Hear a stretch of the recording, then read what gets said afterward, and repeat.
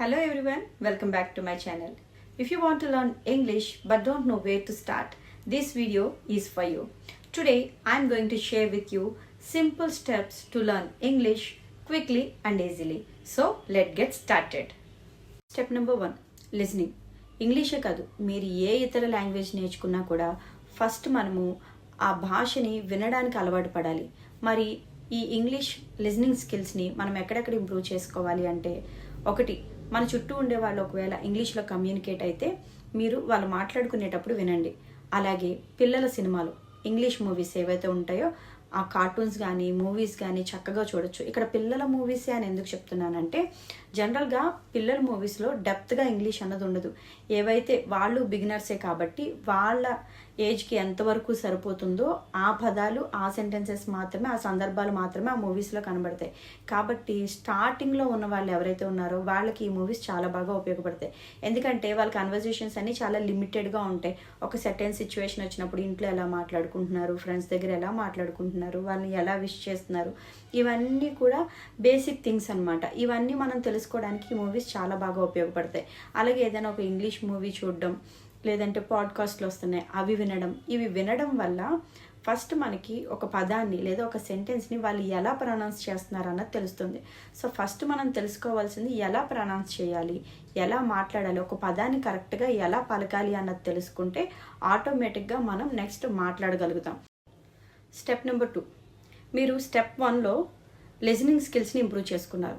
So ఇప్పుడు మీరు ఏదైతే విన్నారో వాటిని మన రియల్ లైఫ్లో రిపీట్ చేయడానికి ట్రై చేయండి. ఫర్ ఎగ్జాంపుల్, మీరు సింపుల్ గ్రీటింగ్స్ విన్నారు, హవ్ యూ అని, థ్యాంక్ యూ అని, హవ్ వాజ్ ద డే అని, ఇలా రకరకాల చిన్న చిన్న గ్రీటింగ్స్, చిన్న చిన్న సెంటెన్సెస్ విన్నారు.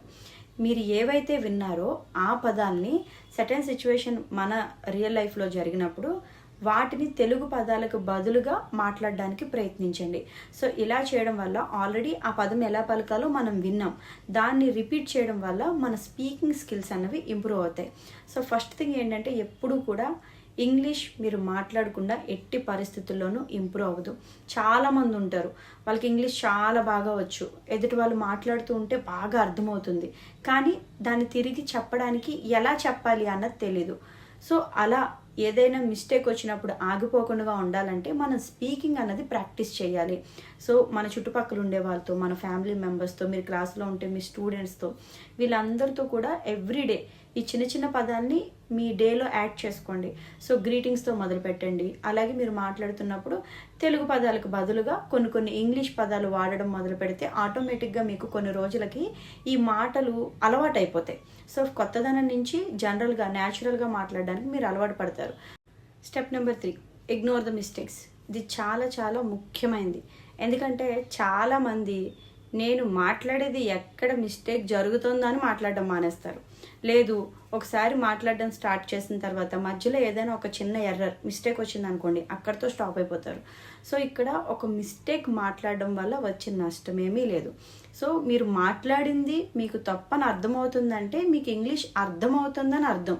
సో ఎప్పుడైనా ఒక పదం అది కరెక్ట్ కాదు, మీరు రాంగ్ ప్లేస్లో ఆ పదాన్ని పెట్టారు అని మీకు తెలిసిందంటే మీకు ఆ సెంటెన్స్ని ఎలా ఫామ్ చేయాలో తెలిసిందని అర్థం. సో మీరు హ్యాపీగా ఫీల్ అవ్వాలి. మీరు ఒక మిస్టేక్ చేస్తున్నట్టు మీరు గుర్తిస్తే మీరు ఇంగ్లీష్ నేర్చుకునే విధానంలో రైట్ పాత్లో ఉన్నారని అర్థం. అంతేగాని మిస్టేక్ వచ్చిందని మీరు ఆపేసి సిగ్గుపడిపోయి మళ్ళీ రిపీట్ చేయకుండా ఉంచేశారనుకోండి, మీరు ఏదైతే వినడం, మాట్లాడడం ప్రాక్టీస్ చేస్తున్నారో అది అక్కడితో ఎండ్ అయిపోతుంది. మళ్ళీ మీరు ఫ్రెష్గా స్టార్ట్ చేయాల్సి ఉంటుంది. సో కామన్గా మీరు అవాయిడ్ చేయాల్సింది ఏంటంటే ఇంగ్లీష్లో వచ్చే మిస్టేక్స్. సో గ్రామటికల్కి, స్పోకెన్ ఇంగ్లీష్కి చాలా వేరియేషన్ ఉంటుంది. మీరు మాట్లాడేటప్పుడు ఎదుటి వాళ్ళు మీనింగ్ని తీసుకుంటారు, కానీ మీరు ఏ మిస్టేక్ చెప్తున్నారు, ఏ టెన్స్ వాడారు, ఏ పర్టికులర్ సిచ్యువేషన్లో ఎలాంటి టెన్స్ని యూజ్ చేశారు, ఇవి ఎవ్వరూ కూడా పట్టించుకోరు. కాబట్టి చిన్న చిన్న మిస్టేక్స్ ఏవైతే వస్తాయో వాటిని మీరు ఎట్టి పరిస్థితుల్లోనూ పట్టించుకోకూడదు, కంప్లీట్గా ఇగ్నోర్ చేసేయాలి. అలా ఇగ్నోర్ చేసినప్పుడే మీ స్పీకింగ్ ప్రాక్టీస్ అన్నది కంప్లీట్గా ముందుకెళ్తుంది. సో ఇంగ్లీష్లో మీరు బాగా గుర్తుపెట్టుకోవాల్సింది ఏంటంటే, the more you speak the better you get. So ఇంగ్లీష్లో ఎలా ఉంటుందంటే, మీరు ఎంత మాట్లాడగలిగితే మీరు అంత బెటర్ అవుతారు. సో జనరల్గా స్టార్ట్ చేసేటప్పుడు కొన్ని పదాలు పలకడం మనకి ఇబ్బందిగా అనిపించవచ్చు. బట్ ఎప్పుడైతే మనం మాట్లాడుతూ ఉంటామో మనకు చాలా న్యాచురల్ యాక్సెంట్ అన్నది వస్తుంది అనమాట. సో మనం ఎంత ఎక్కువ మాట్లాడడానికి ప్రయత్నిస్తే అంత బెటర్గా మన ఇంగ్లీష్ అన్నది ఇంప్రూవ్ అవుతూ ఉంటుంది. Step number 4, self confidence. Step number 3లో మిస్టేక్స్ని అవాయిడ్ చేయడం ఎంత ముఖ్యమో స్టెప్ నెంబర్ 4 అండ్ కాన్ఫిడెన్స్ని బిల్డప్ చేసుకోవడం కూడా అంతే ముఖ్యం. మనలో చాలామంది ఏం చేస్తామంటే మనకంటే తక్కువ వచ్చిన వాళ్ళ ముందు బాగా మాట్లాడతాం. ఎందుకంటే మన మిస్టేక్స్ ఏంటో వాళ్ళకి తెలియదు కాబట్టి.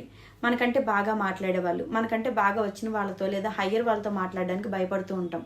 ఎందుకంటే మనం ఎక్కడ మిస్టేక్ మాట్లాడేస్తే వాళ్ళు గుర్తుపట్టేస్తారు అన్న షై ఫీలింగ్. సో ఎప్పుడైతే మనం ఎవరున్నా పర్లేదు, మన ముందు ఎవరున్నా పర్లేదు, మనం నేర్చుకుంటున్నాం, మన లాంగ్వేజ్ని మనం ఇంప్రూవ్ చేసుకుంటున్నాం, తప్పనిసరిగా ఇది చేయాలి అనుకుని సెల్ఫ్ కాన్ఫిడెన్స్తో ముందుకెళ్తామో ఆటోమేటిక్గా ఈ లాంగ్వేజే కాదు ఏ లాంగ్వేజ్ అయినా కూడా సెల్ఫ్ కాన్ఫిడెన్స్ని జోడించి మాట్లాడితే చాలా బాగుంటుంది. ఈవెన్ మీరు ఆ కాన్ఫిడెన్స్ లెవెల్స్ని బాగా మెయింటైన్ చేస్తూ మిస్టేక్స్ మాట్లాడినా కూడా వాళ్ళు మీ కాన్ఫిడెన్స్నే చూస్తారు తప్ప మీ మిస్టేక్స్ని చూడరు. సో ఎప్పుడూ కూడా మిస్టేక్ చేసినా కాన్ఫిడెంట్గా చేయండి ఇంగ్లీష్లో, అది తప్పేమీ కాదు. నెక్స్ట్ టైం అది చేయకుండా ఉంటాం. సో మన ముందు ఎవరున్నారు, మనతో ఎవరు మాట్లాడుతున్నారు, ఇది ముఖ్యం కాదు, మీరేం మాట్లాడుతున్నారు. సో మీ మిస్టేక్స్ని మీరు ఎంత అబ్జర్వ్ చేయగలుగుతున్నారు, వాటిని మళ్ళీ మీరు రిపీట్ అవ్వకుండా ఎలా వాటిని మార్చుకున్నారు అన్నది మాత్రమే ముఖ్యం. మీరు మాట్లాడుతూ ఉంటేనే మిస్టేక్స్ తెలుస్తాయి, మళ్ళీ వాటిని మీరు రిపీట్ చేయకుండా ఉంటారు. సో ఎప్పటికప్పుడు మనమే చెక్ చేసుకుంటూ ఉండాలి ఎంతవరకు మాట్లాడగలిగాం.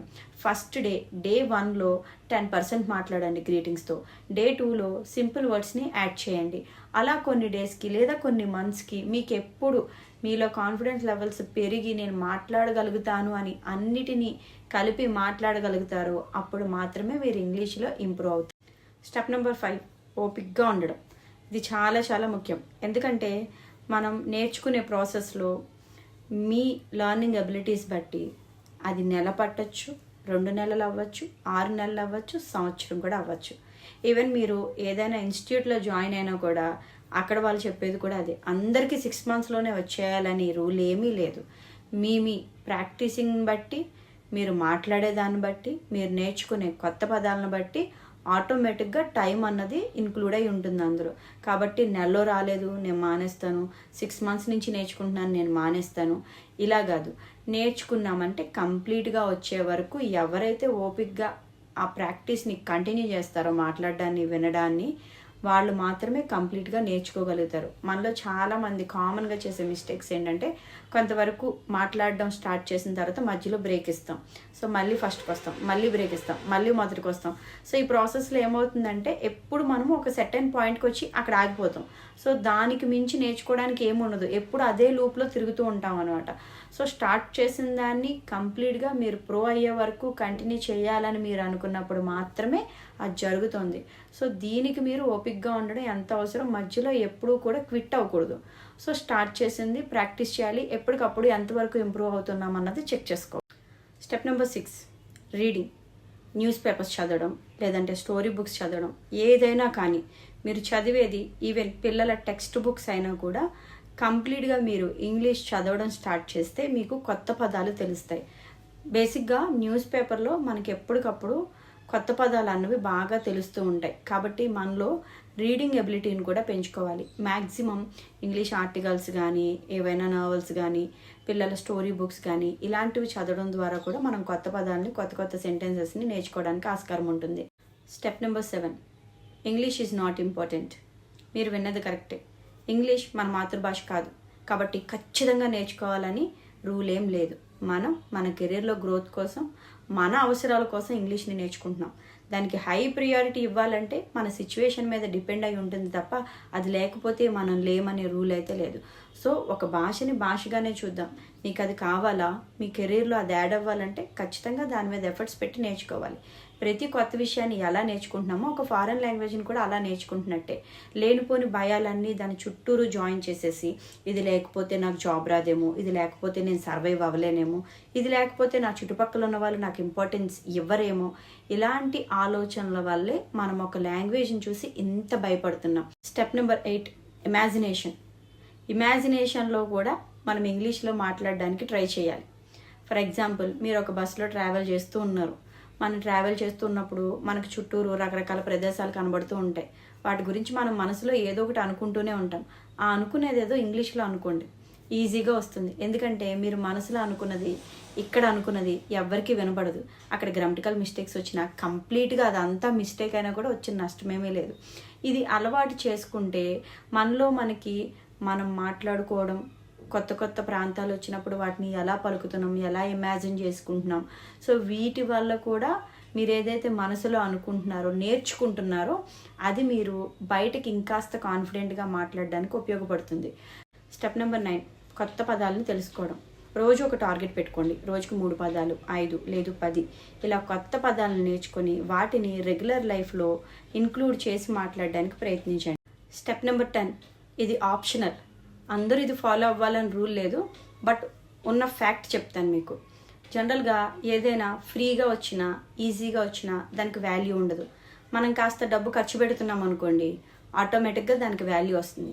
కాబట్టి ఇవన్నీ మీరు చేయలేకపోతే, ఇప్పుడు ఏవైతే 9 స్టెప్స్ చెప్పానో అవన్నీ మీరు మీ ఓన్గా మీరు చేసుకోలేకపోతే, మంచి ఇంగ్లీష్ ఎవరైతే నేర్పిస్తూ ఉంటారో అలాంటి ఇంగ్లీష్ కోచింగ్ సెంటర్స్ని వెతుక్కొని ఆఫ్లైన్ ఆర్ ఆన్లైన్, మీకు దగ్గరగా ఉంటే ఆఫ్లైన్లో, దూరంగా ఉంటే ఆన్లైన్లో చాలామంది నేర్పిస్తున్నారు. ది బెస్ట్ ఇన్స్టిట్యూట్ని ఎన్నుకొని అందులో జాయిన్ అవ్వండి. ఇలా జాయిన్ అయితే ఖచ్చితంగా నేర్చుకుంటాం. ఎందుకంటే మనం అక్కడ డబ్బులు ఖర్చు పెడుతున్నాం. కనీసం డబ్బులు ఖర్చు పెడుతున్నామన్న బాధతోనో, భయంతోనో, బాధ్యతతోనో ఖచ్చితంగా నేర్చుకుంటాం. ఇవన్నీ మన సెల్ఫ్గా మనం చేసుకోలేకపోతున్నాం కదా. అదే మీరు ఒక ఆన్లైన్ ఇన్స్టిట్యూట్లో జాయిన్ అయ్యారనుకోండి, ఆఫ్లైన్ ఇన్స్టిట్యూట్లో జాయిన్ అయ్యారనుకోండి, మీ దగ్గర డబ్బులు కట్టించుకుంటున్నందుకు వాళ్ళు బాధ్యతగా నేర్పిస్తారు. కాబట్టి పెయిడ్ వెర్షన్కి వెళ్ళిపోవడం. సో పెయిడ్ వెర్షన్లో ఖచ్చితంగా లాభం ఉంటుంది ఎప్పుడు మీరు 100% ఎఫర్ట్స్ పెట్టినప్పుడు. సో ఇక్కడ మనం ఏ స్కిల్ని నేర్చుకోవాలనుకున్నా ఖచ్చితంగా మన 100% ఎఫర్ట్స్ పెట్టినప్పుడు మాత్రమే ఫ్రూట్ఫుల్ రిజల్ట్ అన్నది వస్తుంది.